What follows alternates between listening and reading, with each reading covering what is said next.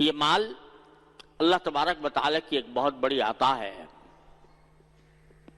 اس کا ایک کرم ہے جو بندے کو ملتا ہے۔ اس کو ایک جگہ قرآن کریم میں خیر کے لفظ سے تعبیر فرمایا گیا ہے کہ اچھی چیز ہے۔ اسی مال کے ذریعے انسان اپنی ضروریات پوری کرتا ہے، اپنی زندگی گزارتا ہے، روزی اس سے حاصل ہوتی ہے، اور اپنے لیے آرام اور راحت کے سامان بھی اسی کے ذریعے بندہ حاصل کرتا ہے۔ لیکن اللہ تبارک و تعالیٰ نے اس مال کی عطا کے لیے کچھ راستے پیدا کیے ہیں جہاں سے انسان وہ کماتا ہے، کبھی تجارت کر کے، کبھی کاشتکاری کر کے، کبھی ملازمت کر کے، کبھی مزدوری کر کے۔ یہ مختلف راستے ہیں جو اللہ تبارک و تعالیٰ نے مال کمانے کے لیے مقرر فرمائے ہیں، اور سب جائز ہیں۔ لیکن یہ سارے کے سارے اسباب، مال کے کمانے کے جتنے اسباب ہیں وہ سب جائز ہیں، لیکن کچھ حدود کے پابند ہیں۔ ان کمانے کے اسباب میں مثلا تجارت ہے۔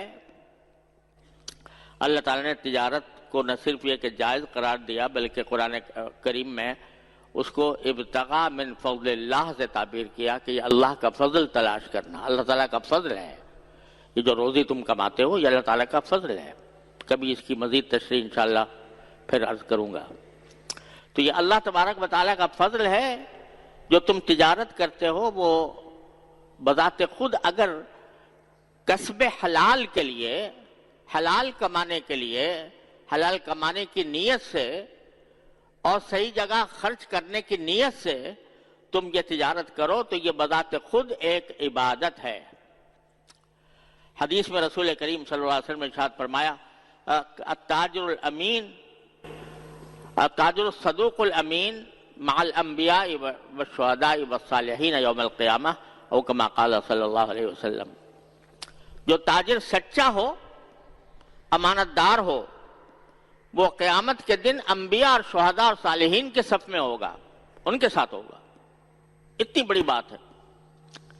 لیکن اس تجارت کے کچھ احکام عطا فرما دیے ہیں کہ یہ کام جائز ہے، یہ کام ناجائز ہے۔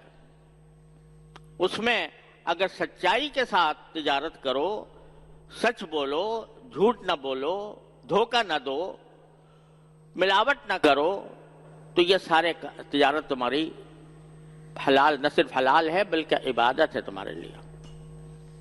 اور اگر اس میں تم نے جھوٹ بولنا شروع کیا، دھوکہ دینا شروع کیا، ملاوٹ شروع کر دی، یا اس تجارت میں تم نے سود کا کام کیا، قمار کا کام کیا، تو یہ سارا کچھ مال جو تم کما رہے ہو سب یہ در حقیقت جہنم کے انگارے ہیں، یہ دوزخ میں لے جائیں گے تمہیں۔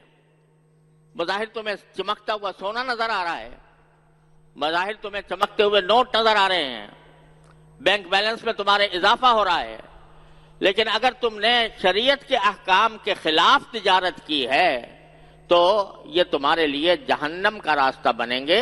آخر میں یہ ساری دولت تمہارے لیے جہنم کے انگاروں میں تبدیل ہو جائے گی۔